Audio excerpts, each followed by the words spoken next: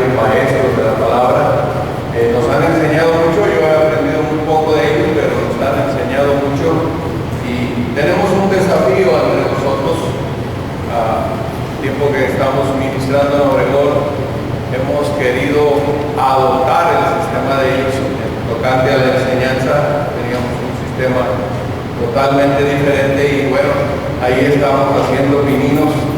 Cuando escucho a Gerson y decir que durante 40 y tantos domingos va a desarrollar el sermón del monte, ¿para qué tanto tiempo? Si en 2 predicaciones se puede hacer eso, pero bueno, eso es parte del trabajo de ellos, de poder escarbar y escarbar y escarbar. Y a partir de noviembre del año pasado, bueno, quisimos empezar en esos pininos y le comenté a la congregación, vamos a iniciar el epístola a los romanos, no sé cuánto dure, seguro acá que va a durar unos 10 años. Y bueno, tenemos 6 meses, de noviembre para acá, y vamos en el capítulo 3 de Romanos. Y que ahí vamos despacito, le hemos tratado de hacer ese paso a la enseñanza de ellos y es algo que yo quiero compartir con ustedes esta noche. Hay una pregunta que Pablo hace en el capítulo 3 de la epístola a los Romanos. ¿Qué ventaja tiene pues el judío? ¿O de qué aprovecha la circuncisión? Pablo quiere responder esta pregunta y luego dice mucho. Y luego, como si fuera poco, como si mucho fuera poco, dice mucho en todas maneras.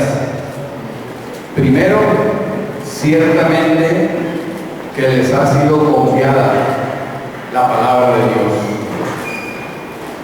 Para que Pablo llegue a este pasaje, Pablo inicia su epístola, esta epístola a los romanos, introduciendo en los primeros 8 o 9 versículos lo que va a ser el esqueleto de todo el bosquejo del desarrollo de los 16 capítulos. Los primeros 8 versículos Pablo habla acerca del predicador del Evangelio, habla acerca de la persona del Evangelio, habla acerca de la promesa del Evangelio, habla acerca de la provisión del Evangelio, habla acerca de la esperanza del Evangelio y Pablo habla también de la universalidad del Evangelio. Una vez que se introduce y que le dice a los hermanos que de eso va a tratar la epístola, señala de una manera categórica a partir del versículo 18 del primer capítulo el paganismo, señala el pecado de los paganos morales y de los paganos inmorales, o de los romanos, de los griegos, de los que no son judíos. Señala categóricamente y dice, no es que solamente los hombres hayan abandonado a Dios, no es que los hombres solamente le hayan dado la espalda a Dios, no es que los hombres solamente se hayan aferrado a tratar con sus ideas y con sus conceptos de hacer a Dios a un lado.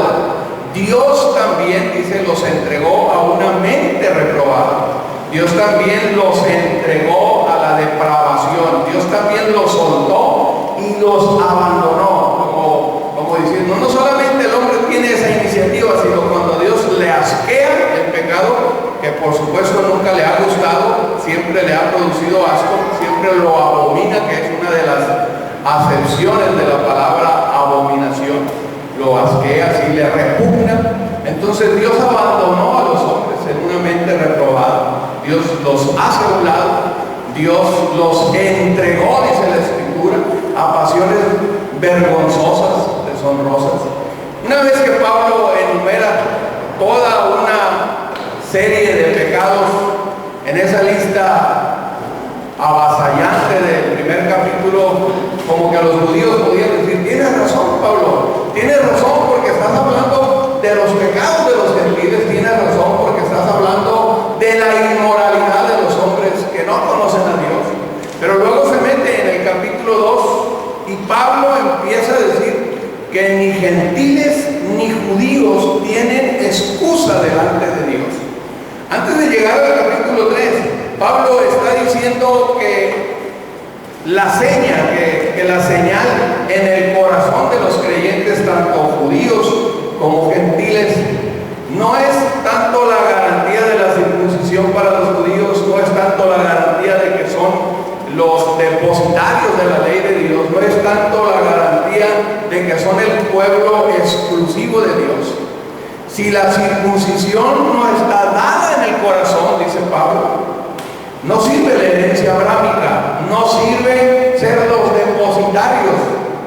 Pero como eran los propios hermanos judíos, que en otro tiempo eran los hebreos, que después fueron los israelitas, y que a partir del último de los exilios decidieron ser llamados judíos, porque la palabra judío de alguna manera les decía, son ustedes la tribu de Judá, la tribu de victoria, la tribu del gozo, la tribu que tiene el sello de Dios como algo que produce alabanza a Dios. Y aunque la palabra judío era un término despectivo para los demás pueblos cuando se referían al pueblo de Dios, para ellos le producía mucho uso, les producía gozo, les producía mucha alegría el saber que eran un pueblo alabado, un pueblo privilegiado.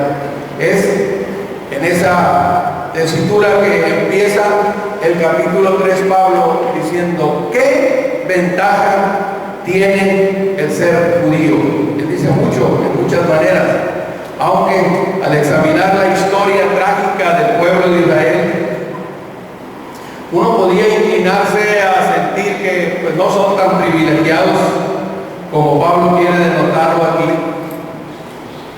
A pesar de la nobleza humana de ese pueblo, la historia de ellos ha sido una odisea de esclavitud, de penuria, de guerras, de persecución, de cautividad, de dispersión y de humillación. Fueron esclavos durante 400 años en Egipto, y tras de ser liberados de una manera milagrosa de parte de Dios, deambularon, dice la Escritura, anduvieron errantes, perdidos por 40 años en el desierto, cuando esa era una travesía que no debió haberles llevado más de 15 días. Anduvieron 40 años perdidos en el desierto porque toda una generación tenía que perecer por causa de su incredulidad. Cuando al fin entraron a la tierra que Dios les había prometido, que no tenían por qué conquistarla porque era una tierra prometida, tuvieron que luchar para poseer cada metro cuadrado que les tocaba a cada uno de ellos. Y siguieron peleando para poder defender ese terreno que les había tocado. Después de varias centenas de años, la nación fue dividida por una guerra civil y fue casi destrozada. El reino del norte fue diezmado por el cautiverio de los asirios, y más tarde el reino del sur fue conquistado y exiliado por los babilónicos y llevados a 300 kilómetros de distancia de la nación. Después de 70 años les permitieron regresar, y no puedo decir, esta historia es bonita, vale la pena ser judíos. No había pasado mucho tiempo de haber regresado y de reconstruir la nación cuando son conquistados por los griegos, y un déspota, Antíoco Epífanes, les destruye el templo, les destruye las garantías de su esquema cultico, mata a todos sus sacerdotes, profana el templo y corrompe los sacrificios. Bajo el dominio de los romanos, las cosas no mejoraron, empeoraron. Según Josefo, las calles fueron inundadas de sangre, miles de rebeldes judíos murieron ignominiosamente en público. Bajo Herodes el Grande, cientos de bebés fueron masacrados a filo de espada por la mente de aquel hombre que quería encontrar entre esos niños al nuevo rey Jesús. En el año 70, el general Tito Vespasiano, cumpliendo las órdenes de César, destruye a Jerusalén. Según Josefo, el historiador judío del primer siglo, más de 1 millón de judíos de todas las edades fueron inmolados inmisericordiamente. Unos 100,000 que escaparon, dice Josefo en el libro de Antigüedades Judías, de los que sobrevivieron, fueron vendidos como esclavos, dándose como precio por ellos lo mismo que daban por un animal de carga. Los que no fueron esclavos fueron llevados a Roma para ser masacrados en los juegos de los gladiadores.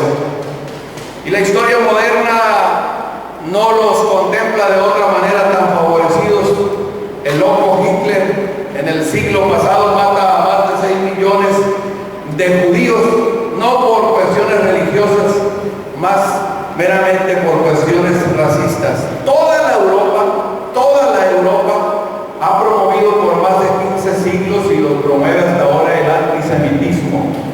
Los judíos han sido corridos de todas las partes de Europa.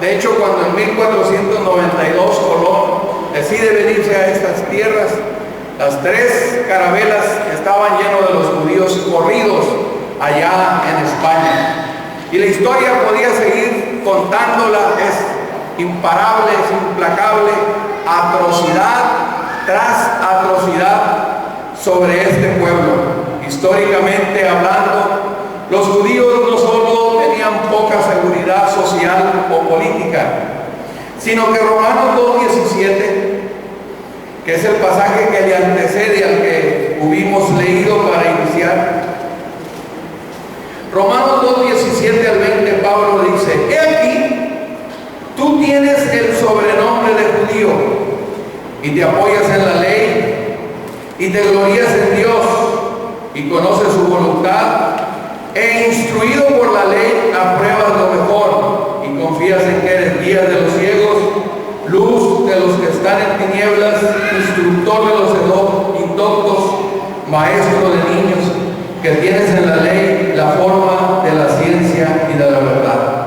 Pablo declara que aunque son el pueblo de Dios, los judíos no tienen ninguna garantía espiritual, ni por el linaje físico, ni por herencia religiosa.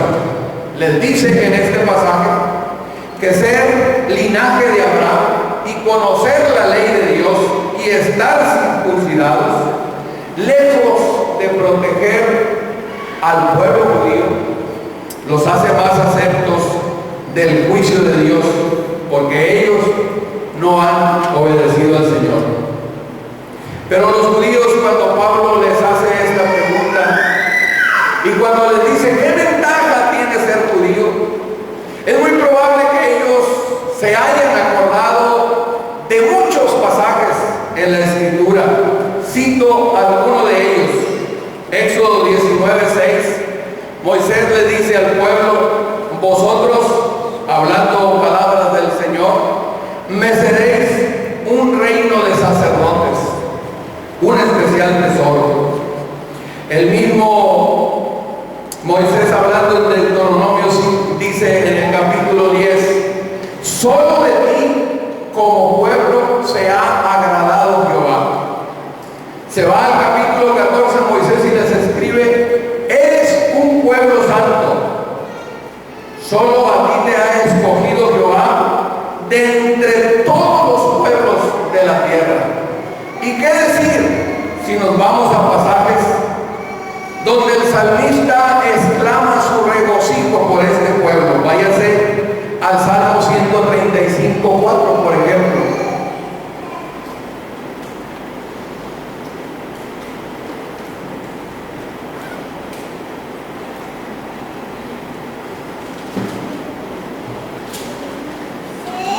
Jehová ha escogido a Jacob y a Israel por posesión suya. A través del profeta Isaías, Dios le dice en el capítulo 43 a este pueblo: este pueblo he creado para mí, dice el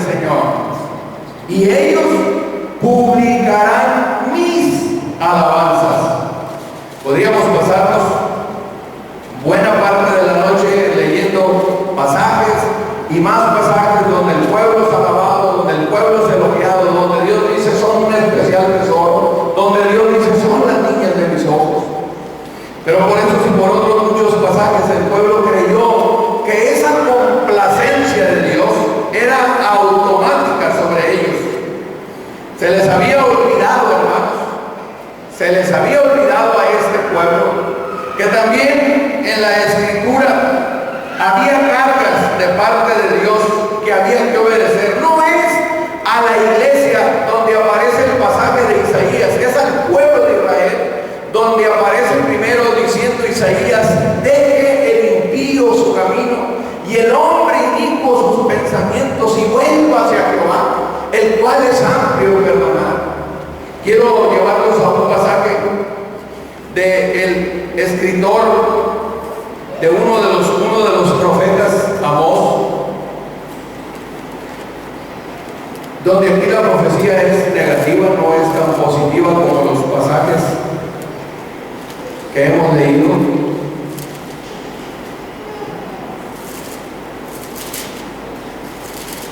Amós capítulo 3, versículo 2.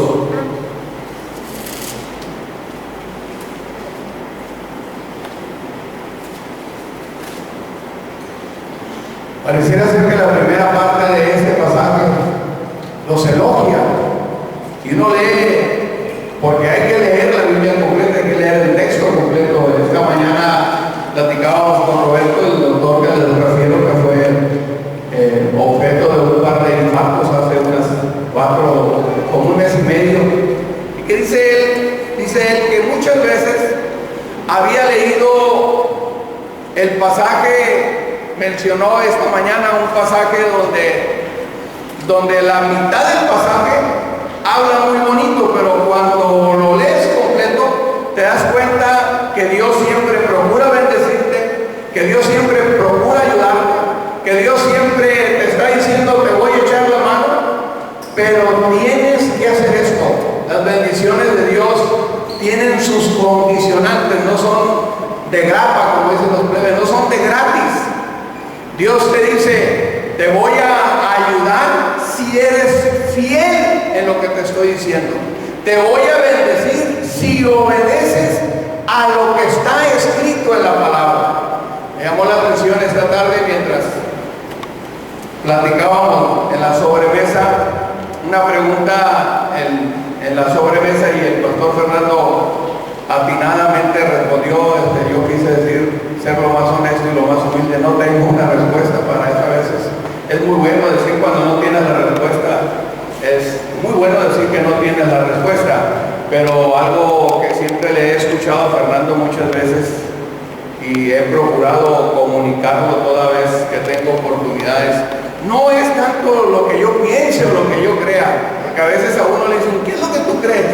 Lo que yo pienso y lo que yo creo de alguna manera vale sorbete. Lo que Dios dice es lo que nos debe de interesar, porque a veces nuestros conceptos, a veces nuestras ideas pareciera ser que le están echando una manita a Dios, pero Dios no necesita de nuestras manitas ni de nuestras ayudas. Entonces Fernando categóricamente, cuando responde esa pregunta, dice: no es tanto lo que yo pienso o lo que yo crea, sino lo que Dios dice en su palabra. Porque este pueblo del que estamos hablando en un tiempo fue elegido como el pueblo de la palabra, pero ahorita que lo estamos esculcando aquí nos damos cuenta que ese pueblo abandonó voluntariamente a ese Dios de la palabra y a la palabra que él había dejado revelada, escrita, su voluntad expresa. Y Oseas 3:2 dice: a vosotros solamente he conocido de todas las familias de la tierra. Y qué bonita está la promesa. Pero ahí viene la condicionante, aquí viene el así que, aquí viene el pero, que es igual al por tanto. Dice: por tanto, como solamente a ustedes los he conocido, como solamente a ustedes los he tratado. Esa palabra conocido en la Escritura, en este pasaje y en muchos otros pasajes, el Señor le pide prestada esa palabra al matrimonio. Esa palabra de conocido, el Señor se la pide al matrimonio, porque ese conocer tiene que ver con la intimidad intimidad. Ahí Dios está diciendo, solamente con ustedes, como pueblo, he tenido una intimidad, los he conocido, así como dice el pasaje de Génesis, que Adán conoció a Eva. No lo conoció de estar la Biblia, qué bonita, la conoció porque tuvo una intimidad, porque intimaron. Dios pide prestada esa palabra y le dice, solamente a ustedes los he conocido, con ustedes he tenido intimidad, con ustedes he tenido una relación de tal que debiéramos estar enamorados. Y no es así, porque han sido un pueblo rebelde, porque han sido un pueblo adúltero, porque han sido un pueblo que me rechaza, porque han sido un pueblo que les interesan más sus conceptos y sus ideas. Los castigaré, dice Dios, por todas sus maldades. Este tema de Romanos 3, donde Pablo está queriendo empezar a contestarle a los judíos algunas de las interrogantes, este es un tema que Pablo lo deja de un lado en el capítulo 3 y lo reinicia en el capítulo 9, pero lo reinicia con lágrimas en sus ojos. Váyase conmigo por favor al capítulo 9 del libro de los Romanos.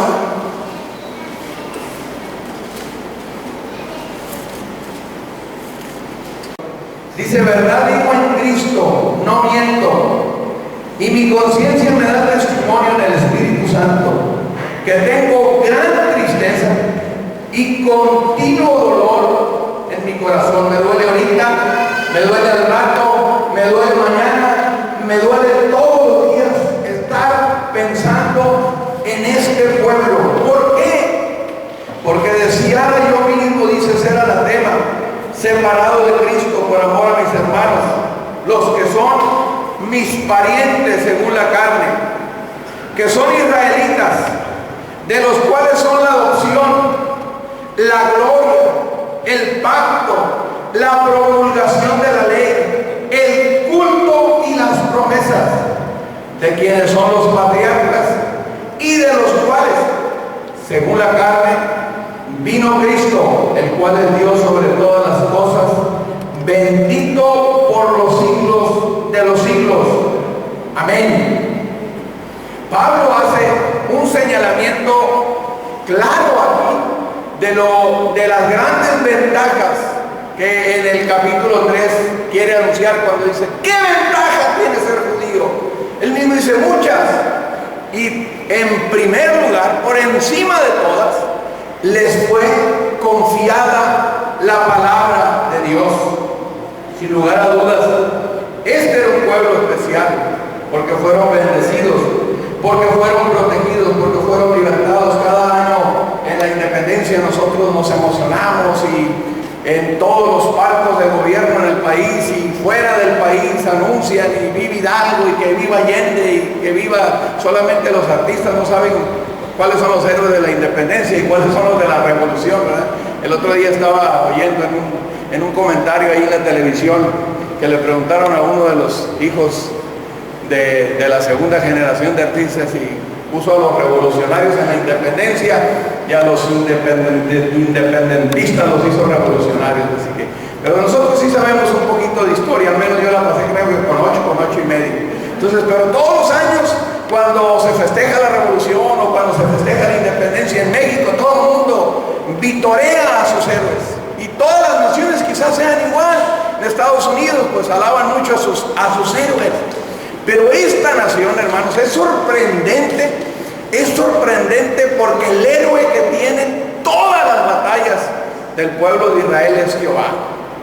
Qué tremendo, qué emocionante, qué colosal se debió haber mirado aquel grupo de nómadas, de locos, de rebeldes, que atravesando el mar y sabiendo que no iban por delante ninguno de esos dioses grandotes que los egipcios tenían como monumentos, que Jehová había abierto el mar.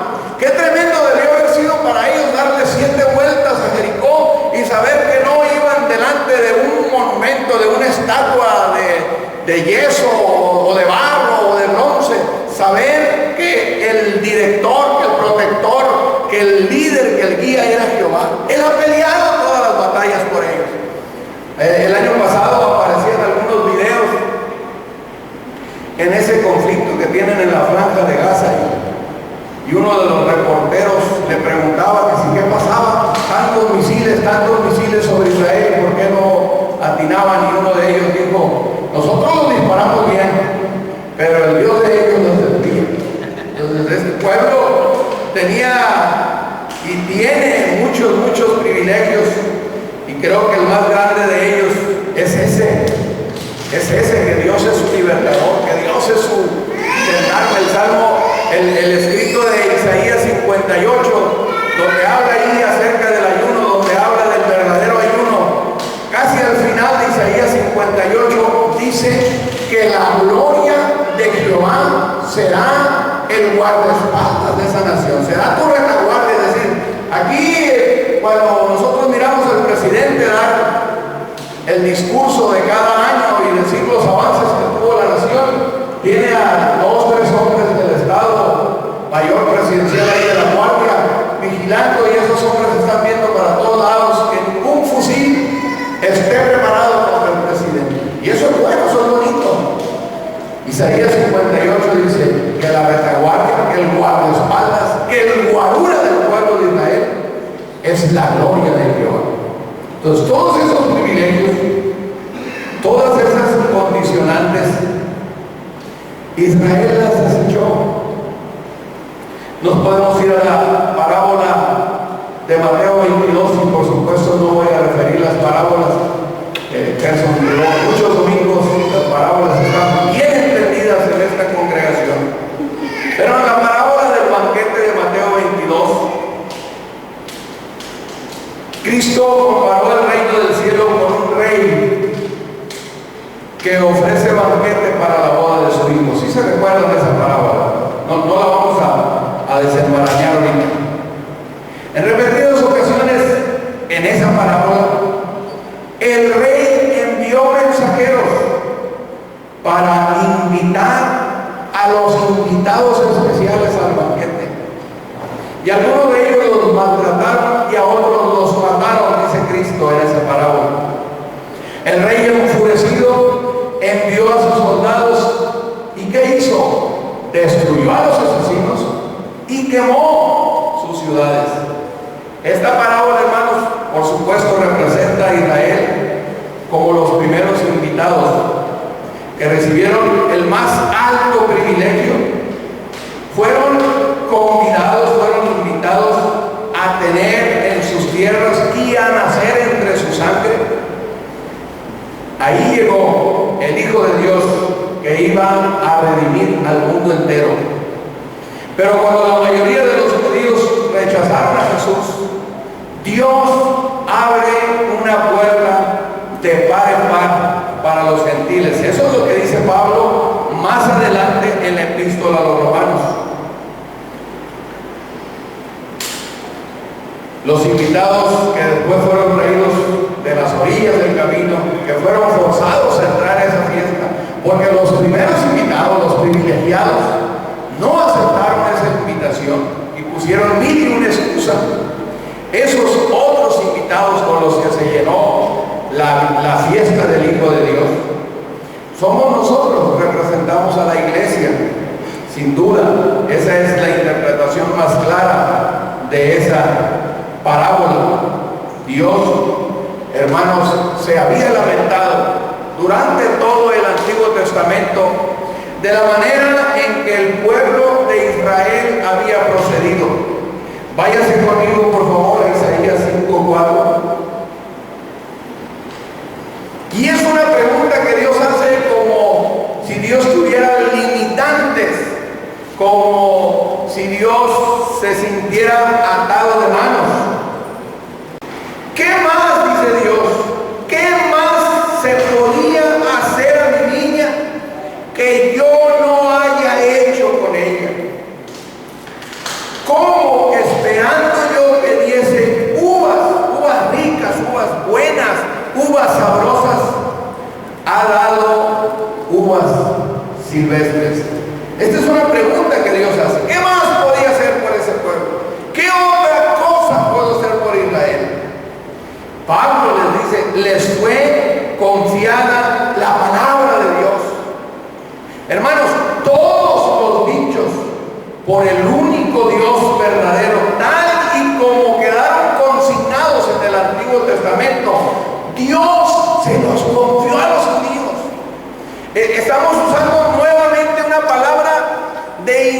dignidad. Dios le confió a ese pueblo todos los conceptos que él tenía acerca de su voluntad, todas las declaraciones que él hizo acerca de sus deseos de voluntad y de justicia, se los deja consignados a ellos.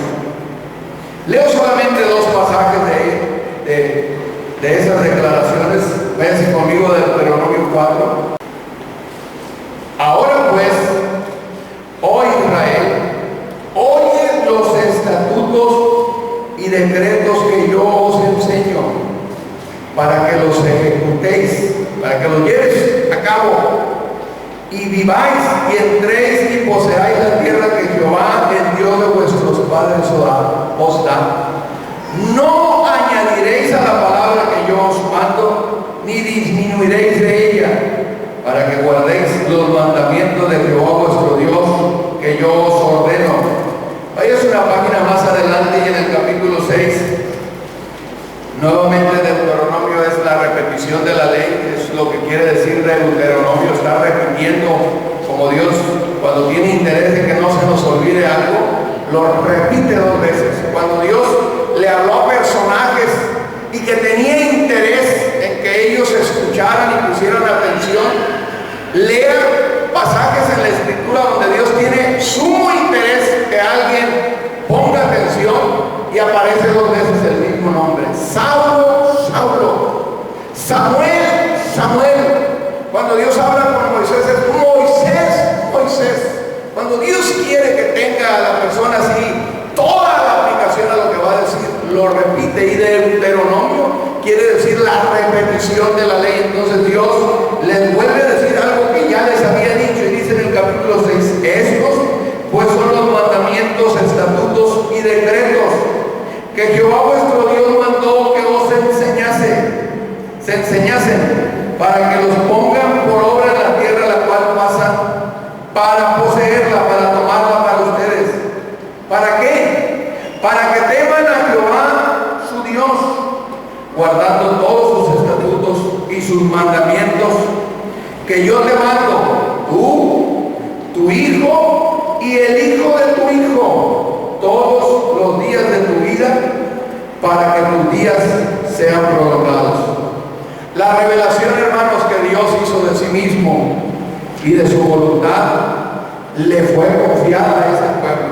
Trágicamente, los judíos desde el tiempo babilónico especialmente pusieron más atención a los privilegios y perdieron de vista las responsabilidades que conllevaba el que les hayan encargado de esa palabra. Por mucho tiempo, en vez de fijarse en esta palabra, ellos voltearon con suma reverencia a lo que decían los maestros, a los que decían todas las interpretaciones rabínicas y todo lo que empezó a sucederse como una tradición que se la pasaron de una generación a otra. De tal manera que cuando llega Jesús al escenario de la historia de este pueblo, Él les empieza a decir, cuando le hacen los saduceos, por decir algo, el planteamiento acerca de ese famoso planteamiento hipotético de los 7 maridos de la mujer que quisieron ridiculizar el asunto de la resurrección porque los saduceos no creían en la resurrección. Jesús les dice: ustedes erran porque ignoran el poder de Dios y las Escrituras.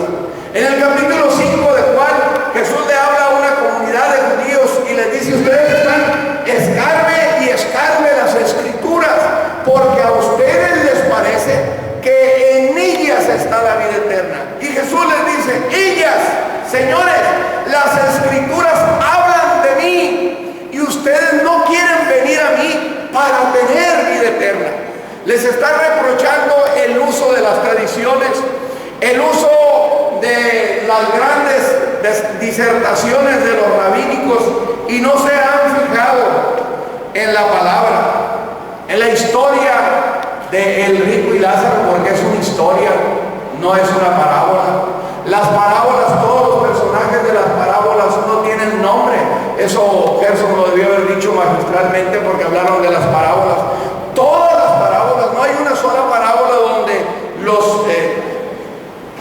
los que participaron ahí tengan un nombre. Entonces esta no es una parábola, esta es una historia. Jesús menciona el nombre de Lázaro, entonces es una historia, y Jesús hace una declaración de esa historia cuando el rico allá en el lugar de tormento mira al padre Abraham y le dice: manda uno de los que está aquí para que le hable a mis hermanos a la tierra y no vengan a este lugar de tormento en el que yo estoy. La respuesta de Abraham, que por supuesto es la respuesta de Cristo, dijo: a Moisés y a los profetas vienen, a ellos deben escuchar.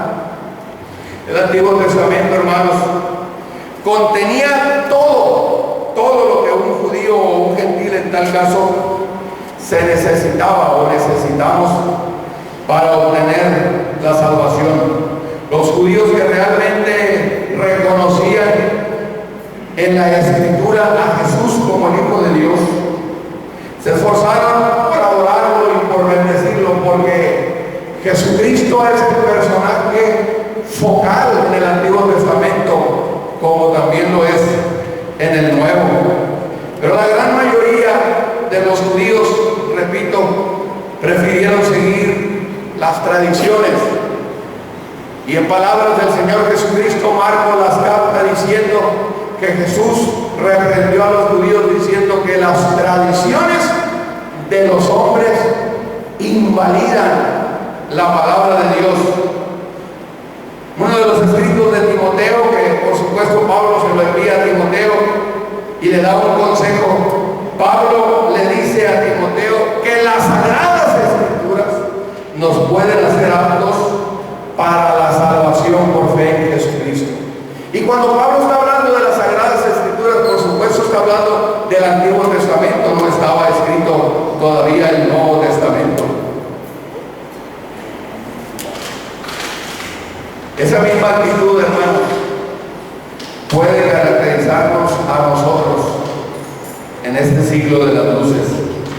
El cristianismo a veces, a lo largo de la historia, ha promovido enseñanzas dentro de las denominaciones o grupos o sectas exclusivistas. Con mucha frecuencia se ha dejado a un lado el contenido de la palabra de Dios. Con mucha frecuencia se ha dejado a un lado la riqueza de la palabra de Dios para acentuar lo que un movimiento o una secta o una denominación cree y contradice del todo la propia revelación de Dios.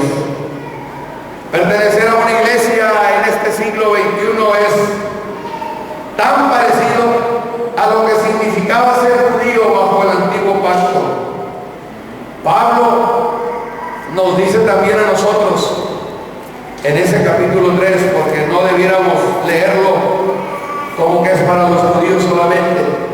Y la pregunta nos las podrían hacer a nosotros: ¿qué ventaja entonces tiene ser cristiano en este siglo? La identidad externa no tiene nada que ver, no tiene ninguna ventaja si no existe el sello en el corazón. Pablo, leo donde estamos en el capítulo 3, leo los últimos versículos del capítulo 2, donde claramente le dice a los hermanos judíos, versículo 25: pues en verdad la circuncisión aprovecha si guardas la ley, pero si eres transgresor de la ley, tu circuncisión viene a ser incircuncisión.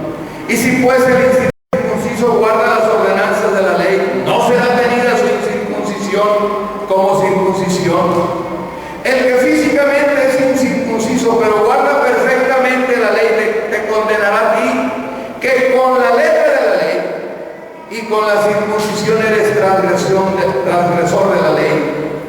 Pues no es judío el que lo es exteriormente, ni es la circuncisión la que se hace exteriormente en la carne, sino que es judío el que lo es en el interior, y la incircuncisión es la del corazón, en espíritu, no en letra, la alabanza del cual no viene de los hombres, sino viene de Dios.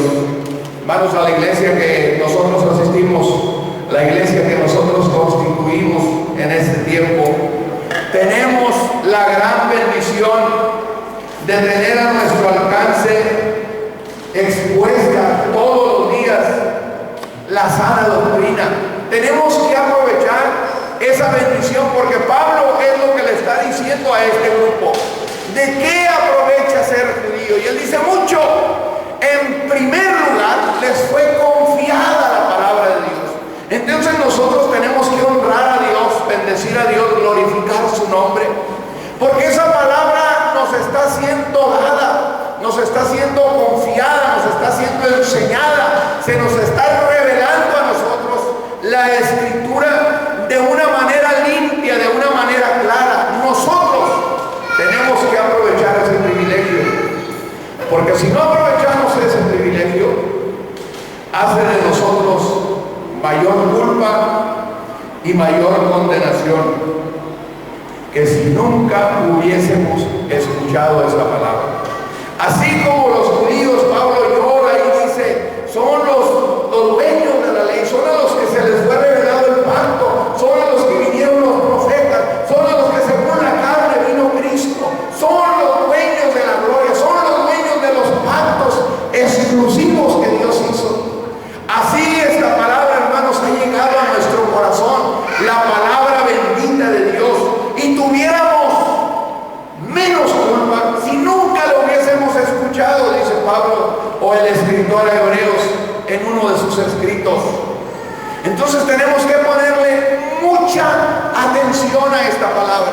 Leímos 2 veces en Deuteronomio que no se trata de ponerle atención fijando los ojos, sino que dice es para que la ejecutéis, es para que la lleves a cabo, es para que la practiques, es para que tú, tu hijo y el hijo de tu hijo se coman esta palabra, se alimenten de esta palabra, se nutran de esta palabra, la impartan, se la den a los demás.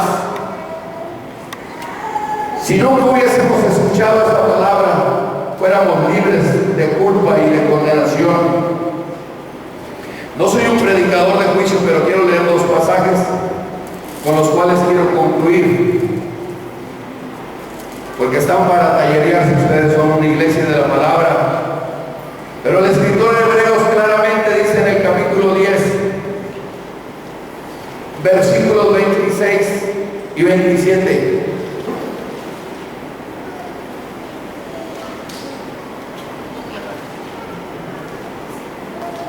Leo desde el 23. Dice, hermanos, mantengamos firme sin fluctuar, sin dejar de fluir, sin dejar de seguir avanzando, sin perder de vista el centro de la soberana vocación por la cual fuimos llamados, la profesión de nuestra esperanza, porque fiel es el que prometió. Y considerémonos unos a otros para estimularnos al amor y a las buenas obras, no dejando de congregarnos como algunos tienen por costumbre, sino exhortándonos, y tanto más cuanto veis que aquel día se acerca. Porque si pecaremos voluntariamente después de haber recibido el conocimiento de la verdad, ya no queda más sacrificio por los pecados, sino una horrenda expectación de juicio y de hervor de fuego que ha de devorar a los adversarios. Diga, ay conmigo. Porque esa es una palabra que está ahí para que usted y yo, cada vez que nos acerquemos a Dios, entendamos que estamos frente a un Dios que es 3 veces santo y que toda la tierra está llena de su gloria. Ahora sí que como aquel niño que van y van a robar a la milpa, ¿no?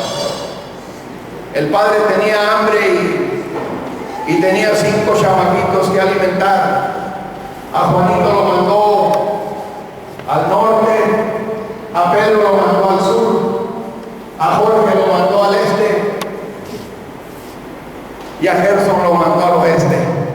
Y el más chiquito se le agarraba aquí y le decía, vayan y chequen que no venga el dueño de la parcela, y empezó a echarle ahí los maíces al costal, y el plerito, el más chiquito, le ganaba y le decía, papi, y de allá de arriba, ¿quién? No nos podemos esconder. Usted le puede poner el dedo a la boca al líder, puede engañar a Gerson, nos puede engañar a cualquiera, puede engañar a su esposo, puede engañar al esposo, puede engañar al amigo, pero estamos ante la presencia de un Dios que es 3 veces santo, que nos ha confiado esta palabra también a nosotros, hermanos. Es un privilegio enorme ser hombres y mujeres de la palabra. Aquí no hemos venido y no están ustedes aquí porque les cuentan cuentos de Walt Disney. No están aquí porque les hablan de trípticos emocionantes. Están aquí porque esta palabra nos parte en surcos. Esta palabra nos abre en dos. Esta palabra nos exhibe tal y como somos delante de Dios. Y nos dice, tú eres pecador. Y al Dios que adoramos es 3 veces santo. Y la única manera en que nos podemos acercar a Él es mirándonos en el espejo de esta palabra. Santiago, termino con este último pasaje. Santiago, el medio hermano de Jesús, un hombre que en su escrito habla de más de 37 proverbios. Es un hombre bien sencillo. Usted lee a Santiago y el escrito lo va a llevar y es bien sencillo. No habla de las complicaciones que dice Pedro, que el hermano Pablo habla de cosas muy profundas. No habla de la teología en la cual Juan a veces nos pone así a temblar. No, Santiago es un hombre práctico. Usa ejemplos del mar, usa ejemplos de la lengua, usa ejemplos de los cultivos, usa los ejemplos más sencillos que podamos entender.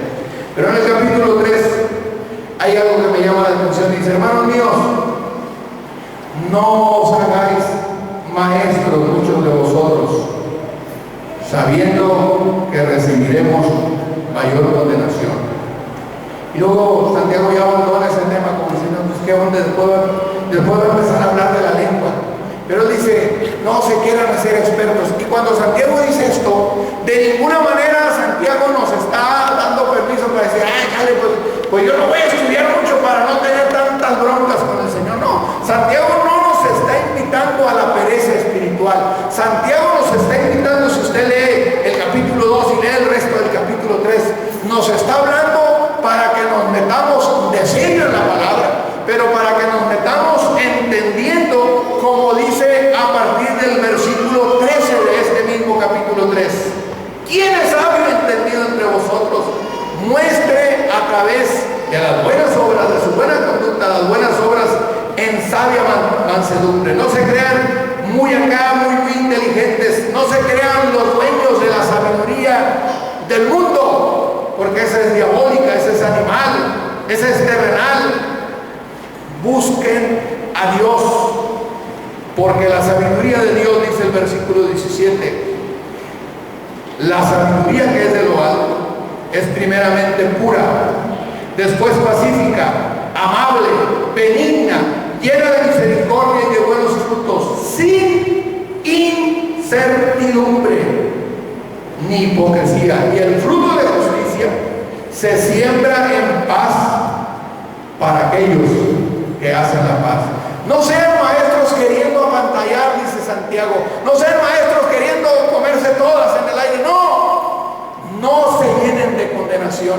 Busquen la sabiduría de lo alto, porque esa nos va a poner en lugares deleitosos. Esa nos va a ubicar frente a la magnitud correcta, para buscar a la persona correcta, para darle la gloria correcta y para empezar a caminar de una manera correcta. Fuimos llamados, hermanos, para honrar a Dios y para honrarlo a través de la obediencia a esta palabra. Si quieres oír la voz de Dios, pues lee la Biblia. Y si quieres oír audiblemente la voz de Dios, pues lee la Biblia en voz alta. Esta es la palabra de Dios para ti y para mí. Señor, he entregado tu palabra y te doy gracias por el desafío que lanzas a través de la Escritura, para que el hombre de Dios sea enteramente preparado para toda buena obra. Esta palabra, Señor, nos enseña, nos educa a trazar, a dirigir, a poner las directrices correctas en el camino correcto en que tú nos has llamado, Señor. Ayúdanos a sujetarnos siempre al escrutinio de tu palabra, sujetarnos siempre al juicio de tu palabra y entender que por encima de mis conceptos, entender que por encima de mis ideas, entender que por encima de mi conocimiento está la voluntad revelada y expresada tuya sobre nuestras vidas, Señor. Ayúdanos a ser fieles a esta palabra. Ayúdanos a ser fieles a ti, Señor, entendiendo que tú nos invitas a honrarte a través de la obediencia a todo lo que has dejado escrito para nosotros. Muchas gracias en el nombre de Cristo Jesús, la palabra viva, Señor, revelada para nosotros. Gracias ahora y siempre. Amén. Gracias. Señor, te damos gracias esta noche por tu amor, te queremos bendecir, te queremos glorificar por la oportunidad que nos has dado de estar juntos. Apreciamos tu palabra en esta hora, la recibimos con mansedumbre y queremos pedirte que no solamente escuchemos tu palabra, sino que podamos verdaderamente ser hacedores de ella. Lo pedimos para gloria de tu nombre, para honra de tu nombre. Pedimos que bendigas la vida de mi tío, Señor, en su regreso a Obregón, que bendigas el trabajo que él está realizando en esta ciudad para levantar un rebaño que ama tu palabra, que guarda tu palabra, que anhela y desea poder entender el pastoreo de Dios, poder entender y ser edificado, ser alimentado, ser instado a vivir una vida de santidad a través de tu palabra. Lo pedimos con todo nuestro corazón y te damos muchas gracias esta noche por rodear nuestras vidas con tu presencia. En Cristo Jesús oramos, Señor. Amén.